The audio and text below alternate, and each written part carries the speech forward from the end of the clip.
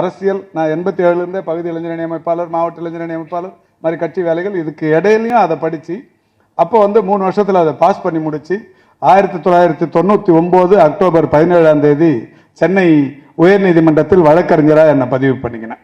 அப்போ ஒரு SSLCயோட என் படிப்பு முடிஞ்சிருச்சுன்னு நான் இருந்துட்டு இருந்தா வழக்கறிஞர்னு இன்னைக்கு போட்டுக்க முடியாது.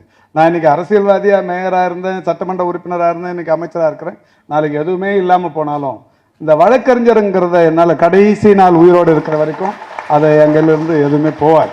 எங்கிலிருந்து போகாத ஒரே ஒரு விஷயம் அதுவாக தான் இருக்கும். கடைசி நாள் கூட நான் கோர்ட்டு மாட்டின்னு கோர்ட்டில் போய் நிற்கலாம். இந்த மாதிரியான ஒரு சூழல் வந்தது. அதாவது இப்போ இது நான் வெளியில் வரவே முடியாது. என் குடும்பத்தில் எந்த பட்டதாரியும் இல்லை. எனக்கு முன்னாடியோ அந்த எந்த சூழல்லையும் என் குடும்பத்தை சார்ந்தவர்களுக்கு இந்த அளவுக்கு வந்ததே இல்லை.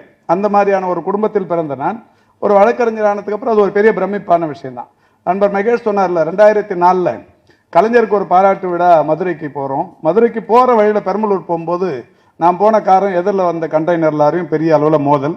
என் பின்னாடி உட்காந்துருந்த ஜம்புலிங்கம் சம்பவ இடத்திலேயே மரணம் அடைஞ்சிட்டார். இது எனக்கு தெரியாது. ஏன்னா நான் மயக்கமான நிலையில் இந்த மண்டை பொலந்து இந்த கால் ஒரு 6 துண்டா உடஞ்சிருச்சு. வலது கால் மூட்டு 6 துண்டா நொறுங்கிருச்சு. அதுக்கப்புறம் ஆஸ்பத்திரிக்கு கூப்பிட்டு போனாங்க. அன்னைக்கு எல்லா தினசரிகள்லையும் நீங்கள் பேப்பரில் பார்த்தா தெரியும். நண்பர் மகேஷ் சொன்னது மாதிரி மா சுப்பிரமணியன் கவலைக்கிடம், இதுதான் தலைப்பு செய்தி பத்திரிகைகள். அப்போ நான் சேர்மனாக இருந்தேன், சைதாப்பேட்டை கார்பரேஷனில் சேர்மனாக இருந்தேன். மா சுப்பிரமணியன் கவலைக்கிடம், இந்த செய்தி தான் எல்லா பத்திரிகைகள் இருந்தது. நான் ஒரு 15 நாள் அன்கான்சியஸாகவே இருந்தேன். அதுக்கப்புறம் அந்த வணக்கத்துக்குரிய தமிழக முதல்வர் மதுரையிலிருந்து வந்து ஒரு மருத்துவமனையில் அந்த KMC மருத்துவமனைக்கு முழுசாக உத்தரவாதம் கொடுத்து இவர் எப்படியாவது நீங்கள் பிழைக்க வைக்கணும்னு சொல்லி தளபதி அன்னைக்கு பண்ண முயற்சி தான் இன்னைக்கு நம்ம உயிரோடு இருக்கிறதுக்கு காரணம். நான் ஒரு 15-20 நாள் கழிச்சுட்டு டிஸ்சார்ஜ் ஆகி வெளில வரும்போது டாக்டர்லாம் சொன்னது, டாக்டர் செல்வகுமார்ங்கிற டாக்டர் சொன்னார், எனக்கு பசுமையான நினைவு, இனிமே நீ லைஃப் லாங் எழுந்து வேகமாக நடக்க முடியாது, தரையில் சம்மணம் போட்டு உட்கார முடியாதுன்னார். கரெக்டாக 2 வருஷம் அதே டாக்டர் முன்னாடி போய் உட்காந்து பத்மாசனம் போட்டு காட்டினேன். தரையில் சம்மணம் போட்டு உட்கார முடியாதுன்னாரு. அவர் முன்னாடியே பத்மாசனம் போட்டேன். காலை முறுக்கி பத்மாசனம் போட முயற்சி பண்ணும்போது டாக்டர் ஐயோன்னு கத்த ஆரம்பித்தார். ஒன்றும் கவலைப்படாதீங்க டாக்டர், நான் ப்ராக்டிஸ் பண்ணிக்கிறேன்னு சொல்லி போட ஆரம்பித்தேன். இப்போ 2014 மாரத்தான் நடக்குதுன்னு கேள்விப்பட்டு பாண்டிச்சேரியில் போய் ஓடினேன். ஒரு 10-30 நண்பர்களோடு போய் ஓடினேன். என்னை விட சின்ன வயசு நண்பர்கள் எல்லாருமே ஓடினாங்க. அவங்களுக்கு எனக்கு இதுலேயும் கூட ஒரு 20 வருஷம் டயபெட்டிக். நான் பெருமையாகவே சொல்லிக்கிறேன், நான் நீரிழிவு நோயாளி. நீரிழிவு நோயின்னு சொல்ல முடியாது, 20 வருஷமாக எனக்கு டயபெட்டிக். இந்த 20 வருஷம் டயபெட்டிக் யாரெல்லாம் ஓட மாட்டாங்க. டயபெட்டிக் பேஷண்ட் பொதுவாக ஓட மாட்டாங்க. ஏன்னா டயபெட்டிக் வந்துருச்சு, என் லைஃப் அவ்வளோதான் ஒரு மாதிரி முடங்கிடுவாங்க. இதில் நான் ஓட ஆரம்பித்து முதல் மாரத்தானில் ஓடினேன். மாரத்தான் ஓடி என் கூட ஓடி முடித்த நண்பர்கள் எல்லாமே 3 மணி நேரம் 3.25 மணி நேரம் ஓடினாங்க. அந்த ஏரோவில் ரூட் அந்த மாதிரி டெரெயின் ரொம்ப மோசமான டெரெயின். அதில் நான் 2 மணி நேரம் 34 நிமிஷத்தில் ஓடி முடித்தேன். 2 மணி நேரம் 34 நிமிஷத்தில் ஓடி முடித்தோன்னே எனக்குள்ள ஒரு தன்னம்பிக்கை, முடியுது நம்மளால், ஏன் இதை முயற்சிக்கு பண்ணக்கூடாது, திரும்ப ஓட ஆரம்பித்தேன். 2 வருஷத்தில் தேடி எங்கெல்லாம் உலகத்தில் மாரத்தான் நடந்தோ அங்கெல்லாம் தேடி போய் ஓடினேன். ஓடி 2 வருஷத்தில் 25 முடிச்சுட்டு ரெக்கார்ட்ஸ் எடுத்து பார்த்தேன். இதுக்கு முன்னாடி யாராவது 55 வயசுல 2 வருஷத்தில் 25 மாரத்தான் யாராவது ஓடிருக்காங்களான்னு பார்த்தா யாரும் ஓடல. ஸோ நான் அப்போ இந்திய சாதனையாளராக அங்கீகரிக்கப்பட்டேன்.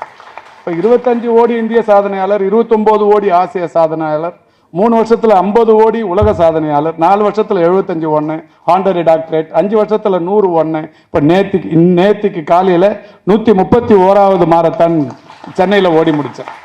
131வது மாரத்தான் சென்னையில் ஓடி முடித்து ஒவ்வொரு முறையும் நான் ஓடி முடிச்சுட்டு என்னோட இந்த சோசியல் மீடியாவில் சமூக வலைதளத்தில் இளைஞர்களிடையே உடற்பயிற்சிக்கான விழிப்புணர்வை ஏற்படுத்த ஓடுகிறேன்னு ஒரு செய்தி போடுவேன். இப்போ பார்த்தீங்கன்னா நான் எந்த ஊரில் ஓடினாலுமே ஒரு 10-15 பேர் என்னை தேடி வந்து, சார் நீங்கள் தான் சார் எனக்கு மோட்டிவேஷன், நீங்கள் தான் சார் எனக்கு இன்ஸ்பிரேஷன், உங்களை பார்த்து சார் நான் ஓடுறேன் அப்படின்னு சொல்கிறாங்க. இதை விட நான் இந்த சமூகத்துக்கு கொடுத்த ஒரு பெரிய செய்தி இருக்க முடியாது. ஒரே ஒரு முறை சீக்கிரம் முடிச்சிடறேன். ஒரு இடத்துல நான் பூனேயில் ஒரு பௌதான் ஹில்ஸ்னு ஒரு மலைப்பகுதியில் ஓடி இருக்கிறேன். கிறிஸ்மஸ் மாரத்தான் கீழேருந்து ரொம்ப ஒரு கடுமையான ஏற்ற இறக்கங்கள் கொண்ட அந்த மாரத்தான். அதில் ஓடி நிற்கும்போது ஒரு பெரிய ஒருத்தர் ஓடினார், என்ன மாதிரியே தலையில் முடியில்லாதவர். அவரை போய் நான் கேட்டேன், என்னங்க எங்கேருந்து வரீங்கன்னு கேட்டேன். அவர் சொன்னார், நான் மும்பையிலேருந்து வரேன், இங்கே பூனேயில் ஓட வந்திருக்கிறேன், உங்கள் பேர் என்னன்னு கேட்டேன். பேர் சொன்னார். எத்தனாவது மாரத்தான் கேட்டேன். அவர் சொன்னார் 49வது மாரத்தான். என்ன உங்கள் இலக்குன்னு கேட்டேன். 60 வயசு எனக்கு அடுத்த வருஷம் முடிய போகுது, இதுக்குள்ளே ஒரு 60 மாரத்தான் ஓடி முடிச்சிடணும், இது வரைக்கும் ஒரு 7-8 வருஷமாக 49 ஓடி இருக்கிறேன்னார். என்ன இலக்குன்னு கேட்டேன். 60நார். எதுக்கு இதை இலக்கை ஃபிக்ஸ் பண்ணிங்கண்ணே? சென்னையில் ஒருத்தர் சுப்பிரமணியங்கிறவர் 5 வருஷத்தில் 100 ஓடுறேன்னு சொல்லியிருக்கிறாரு. அதை நான் சோசியல் மீடியாலாம் பார்த்தேன். அதனால அவர் 5 வருஷத்துல 100ன்றாரு. நான் அது 60 வயசுலயாவது ஒரு 50 முடிக்கலான்னு ஓடி நிற்கிறேன். 5 வருஷத்துல நானும் 60ல் 100 முடிக்கணும்னு தான் பிளான் பண்ணி ஓடினு இருந்தேன். அதை அவர் கரெக்டாக கவனம் வச்சுன்னு அதுக்காக அவரை பார்த்து நான் ஓடுறேன்னாரு. நான் தாங்க அந்த சுப்பிரமணியன். அவருக்கு உடனே ஒரே சந்தோஷம் தாங்கலை. கூட நின்று ஃபோட்டோலாம் எடுத்துனார், செல்ஃபிலாம் எடுத்துக்கினார். இது ஏன் சொல்கிறேன்னா, எங்கேயோ மொழி தெரியாத ஒருத்தருக்கு நாம் இன்ஸ்பிரேஷனாக இருக்கும். அதனால் நம்மளால் நம்ம நினச்சோம்னா சாதிக்கிறது முடியும். எதுவுமே வாழ்க்கைக்கான ஒரு இறுதியே கிடையாது. எல்லாமே தொடக்கம் தான். இப்போ தேர்வு வெற்றியா தோல்வியா, இது தொடக்கம். இதுக்கப்புறம் தான் நம்ம வாழ்க்கையே இருக்கு. நம்மளை நம்பி எவ்வளோ பேர் இருக்காங்க.